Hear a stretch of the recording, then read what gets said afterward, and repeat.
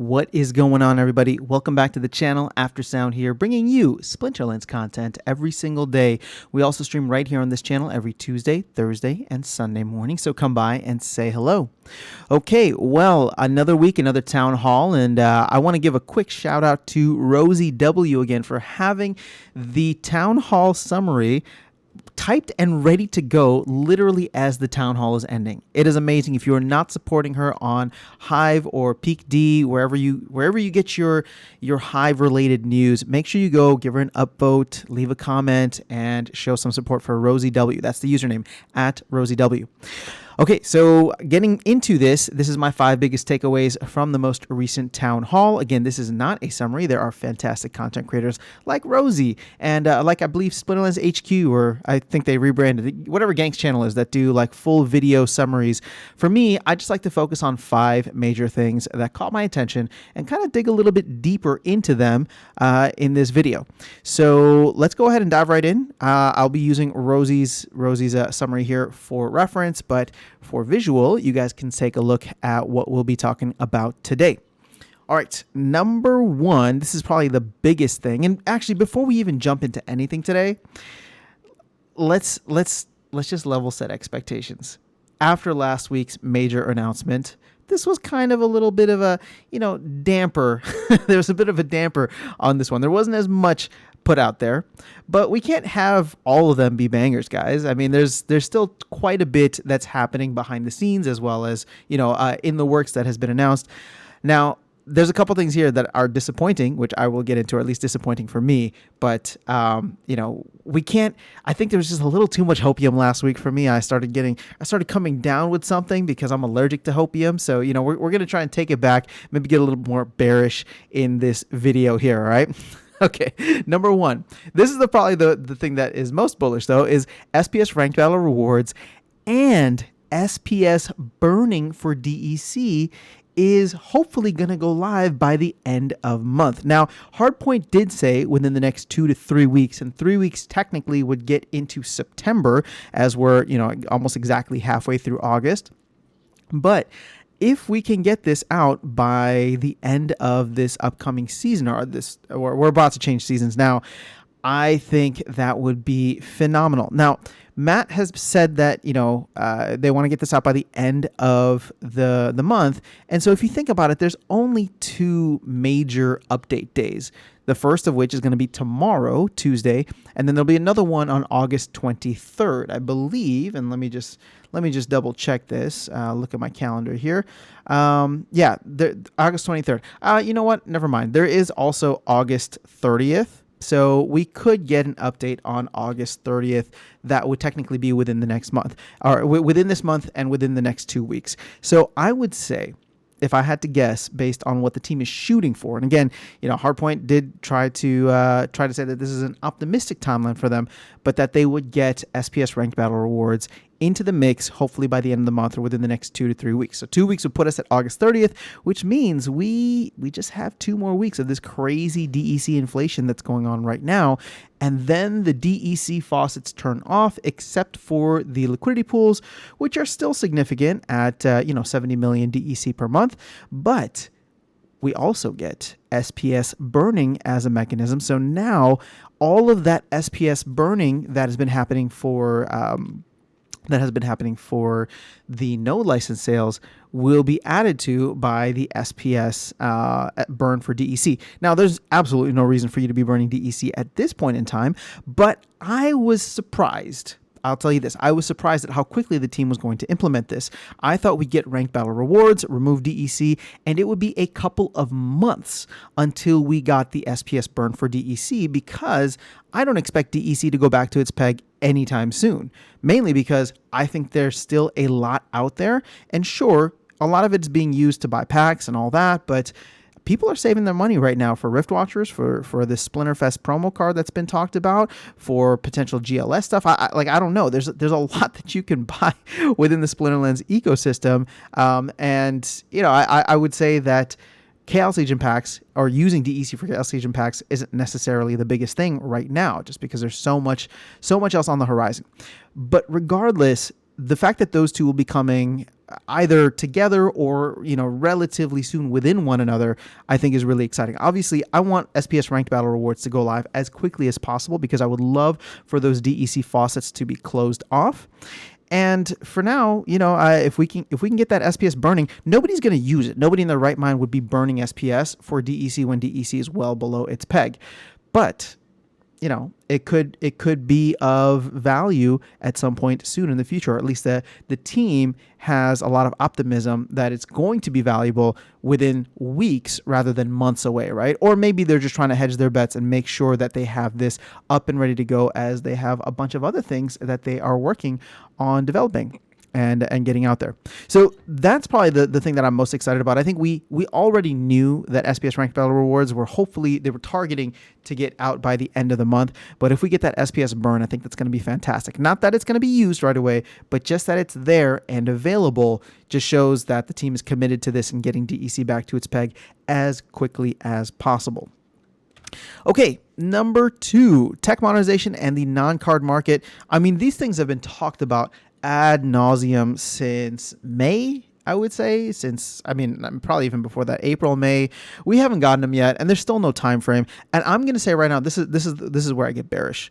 I think we're going to see further delays on land. I know everybody's super excited about it, but it just doesn't seem like it's anywhere close. And with all of the other things happening, GLS, Splinterfest, Ranked Battle Rewards, all Rift Watchers. Can't forget about Rift Watchers, right? Or did I say it already? Maybe I did. But with all of these other things that are going on, I just think land is going to get the shaft once again. So non-card market, this was supposed to come out in Q2, right? The latest for Q2 would have been June. We are already halfway through August. There's no sign. There's no date for this. So I'm hoping that non-card market will come out sometime in September, which would make it technically still Q3.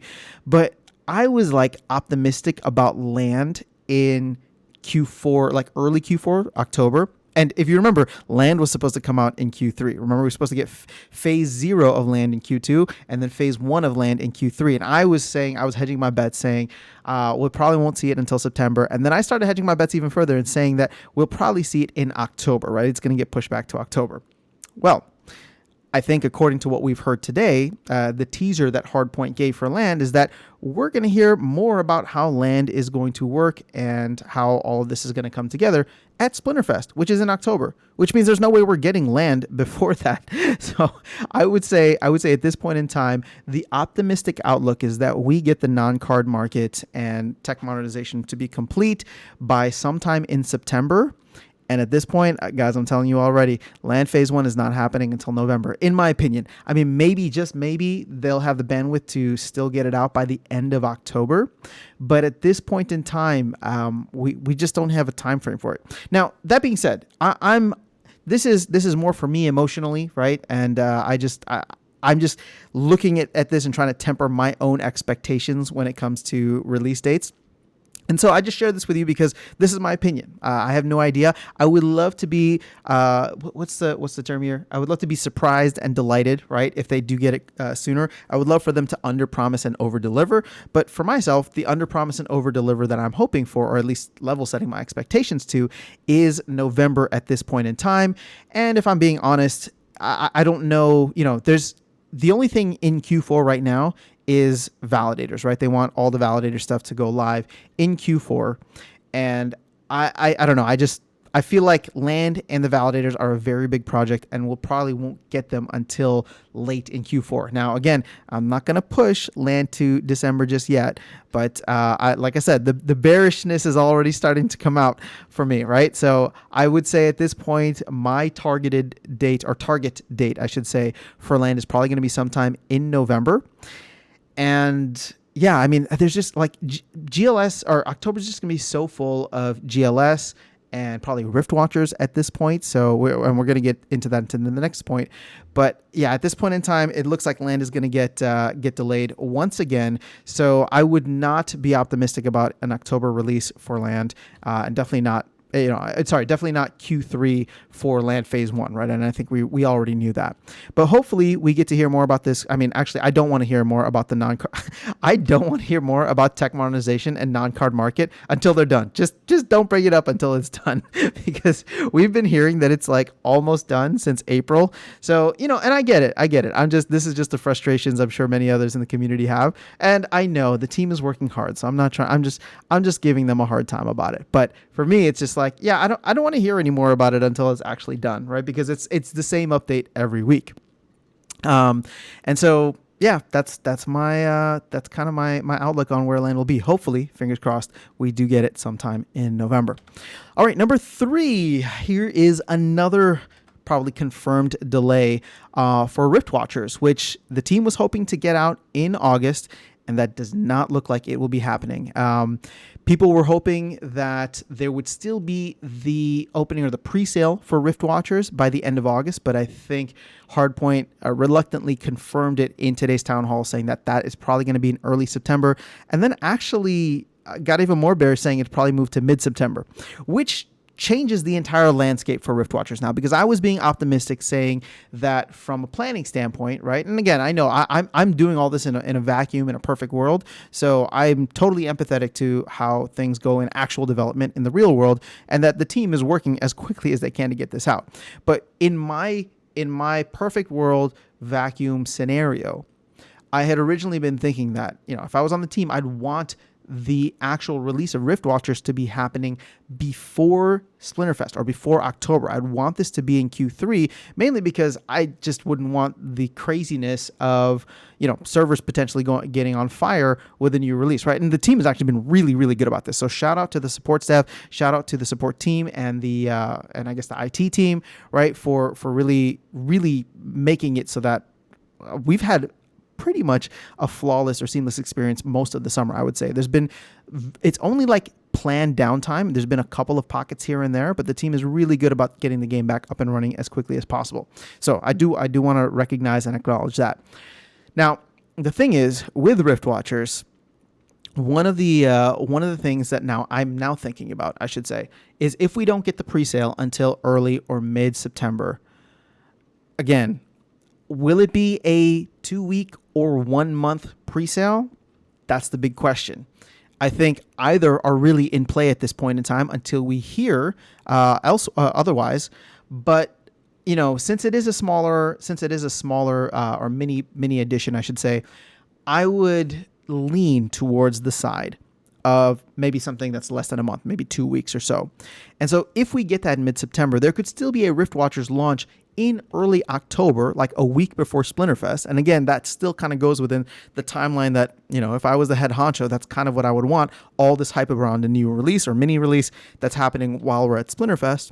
And it happens before you're at Splinterfest. But, if we don't get it though, and here's where it gets a little tricky. Let's say we get a 1-month pre-sale.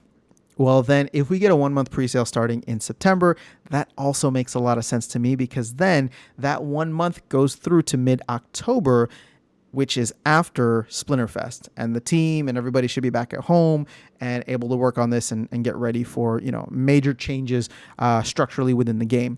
So at this point, I've gotten somewhat bearish on Rift Watchers as well, that we are not going to see this until October. So Land pushed to November, Rift Watchers pushed to October, at least playable, right? Hopefully we still get the pre-sale beginning in September, but we are getting more delays here, which is tough now, right? Which is tough now considering that the team has been so on point this entire summer. So this is giving us like PTSD to Q1 and Q2 of this year. But I think that just highlights how good we've had it this summer with all the constant updates and releases that the team has had. Now, again, I'm putting this out there to temper my own expectations, and hopefully we do get surprised and delighted with some major updates sooner rather than later. But like I said, the team keeps talking about stuff that they're working on that they can't talk about. So when you think about when is all this other stuff going to get released or announced or talked about, I mean, you're going to have to fill in the gaps here, right? So if we're not getting Rift Watchers maybe until October, hopefully they'll be able to talk about some other things in September, right? If we're not getting Land until November, hopefully they'll have other things to talk about, other things to release. It sounds like, here's the thing.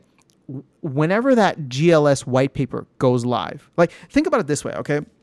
Whenever that GLS paper goes live in September, that's probably going to take up like one entire town hall. Sure, they're going to try, they can, and it'd be awesome if they stuff the town hall with a bunch of different things, right? And there's a lot of different topics and different announcements. But I wouldn't, I mean, I would understand if they were just like, yep, the GLS white paper is going to go live. Matt's going to come on and talk about it. And this is probably going to dominate the entire 2 hours of the town hall. Well, there's one town hall gone. There's only 3 more left in September, right? And again, I don't know the exact calendar, but I'm just saying usually 4 town halls per month. So there's one gone, right? The Rift Watchers, all of that's going to be another one, which we may get in August. We may get in September, right? Where it announces all the Rift Watchers one I'm talking about announces all of the pre-sale details and the timeline and all that. And Matt will probably take a bunch of questions. So, between now and the end of September, there's 6 potential. Actually, let's actually look up the calendar here. So you got 1, 2, 3, 4, 5, 6. All right. So 6 town halls between now and the end of September. So that's already taken up 33% of them, right? Again, I know that they can talk about more than one thing in a town hall, but there's going to be that. So it is what it is. I would also assume that one of these town halls is going to talk about the major update that we had from point 1, SPS ranked battles and SPS burn. Now we know most of the details for this are already, or at least we know the basics because a lot of it's in the white paper. And Matt has already talked about burning SPS or a dollar's worth of SPS for DEC, but we may get a walkthrough of this. We may get certain questions answered. I think the specifics on how SPS will be allocated between leagues, how that'll break down, all of that will make more sense, or at least be worth talking about at that point in time. So I'm already at 3. I'm already at 3 town halls that are dominated by certain topics that are major topics, right? And so that's kind of where we're at. That's kind of how I'm thinking through this. There's just not enough time and a lot of things that they're trying to release, which I guess makes sense for all the delays, but it is what it is. Okay, so number 4, here's another bullish announcement though. Weirdbeard, who acknowledged the fact that he's been alluding to this for literally months, so I appreciate him for that, talked about how, announced that Ghost Card tournaments are officially coming in and how this is going to be a huge thing from both a marketing perspective as well as like a content creation perspective, and really just bringing in new players. So you think about the streams from Ali Straza, for example. I mean, she has a huge audience, and it would be awesome for her to reach into that audience, potentially run tournaments where these guys are, her audience don't have to come in and buy hundreds or thousands of dollars worth of cards just to be competitive in these tournaments. They can come in, they'll pay for the spell book, which is $10, probably using her promo code, right? She'll talk about that. And they'll come in, they'll be able to play these tournaments. I'm sure there'll be some kind of fee. But at the end of the day, I do think these Ghost Card tournaments are going to be a major turning point for the game. Now, it doesn't sound like they'll be live until after Splinterfest, if I understood Weirdbeard correctly. So, there's still some time. There's still like over 2 months, or I guess about 2 months until that time. So we shouldn't expect any more updates on that really until October-ish, but that is an exciting thing. And for those who do follow this channel and the tournament styles the tournaments and circuits that we do here, this is something that I really want to take advantage of, because I know trying to do different formats, different leagues, it sucks because people have to rent cards or they don't have certain things. I would love to create like an after sound circuit, and the wheels are spinning for this. I know it's crazy, right? But the wheels are spinning for this for me in finding a way to do this and really reward the community and find ways to get even more connected with you. So keep an eye out for that, and we will. I'll be discussing it more as the ideas kind of come to more fruition at that point. But it's exciting times. As a content creator, as somebody who has a community here, I would love to be doing these tournaments where everybody's on equal footing, and it makes sense because if I want to do it, then all of the other content creators, the higher level content creators, right, your big time folks, they will be open to it then as well if they can get their community in for whatever it is, just $10 for the the spell book. So I think that this could be huge for bringing in a much wider audience, and I'm really, really excited. So kudos to Weirdbeard. I'll be honest, I wish we had this like 6 months ago, but I don't code, so I can't imagine how difficult it is to actually implement something like this within the game. Now, the important thing, and I saw some people alluding to this, the important thing is that at the end of the day, this needs to be a very small part of tournaments, or at least a small part of like where rewards are allocated to tournaments, because you need to be rewarding the people who are, as Weirdbeard puts it, the big spenders, right? All right, I think, is that what he said? Big spenders or something like that. That's actually people who have invested in the game by buying cards and owning the assets. So as long as these tournaments don't end up being like, I mean, I don't mind how big they get if they're bringing more people in, because hopefully that does drive card values and assets within the game to a higher price because more people are trying to come in and get in. But that's not going to happen if the tournaments, ghost card tournaments, are all paying out more than the regular tournaments. Why would I bother buying any more cards if I could just join the regular or ghost card tournaments and earn way more that way, right?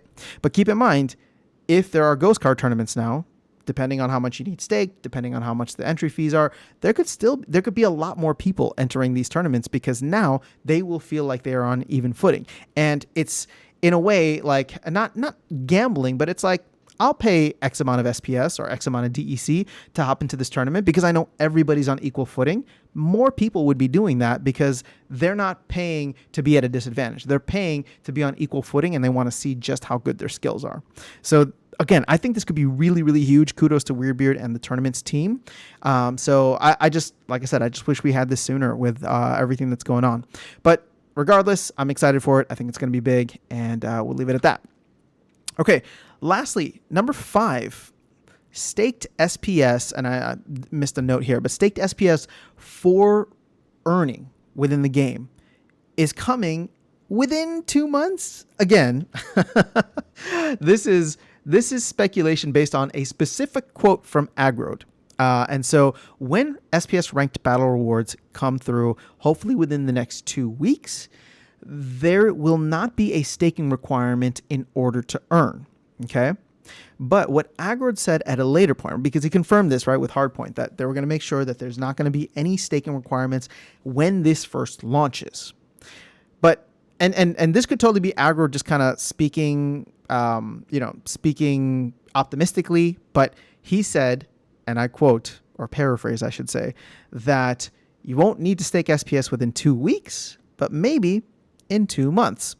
So again, we're looking at this October timeframe where staking SPS, or a required staking SPS in order to earn, could be implemented, which is, I guess, thinking about it now, like I sometimes forget that we are in August. So it's like when I think of October, I feel like it's so far away, but it's 2 months away. And I guess that's kind of like within the time frame that I would have expected for SPS, staking to be required if and when, depending on if and when SPS ranked battles go live.